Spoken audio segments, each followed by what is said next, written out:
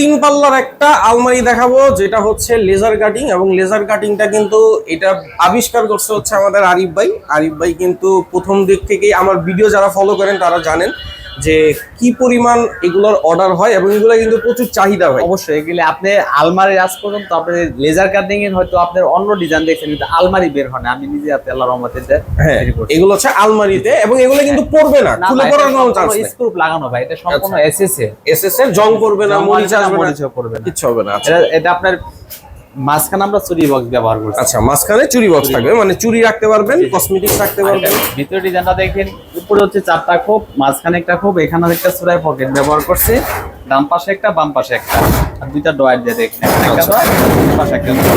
আর এটা হচ্ছে auto system, চাইলে নামায় রাখতে পারেন। এবং পাশও তো অনেক বড়, মানে জায়গাটা অনেক বেশি বড় সাইজ করে বানানো হয়েছে।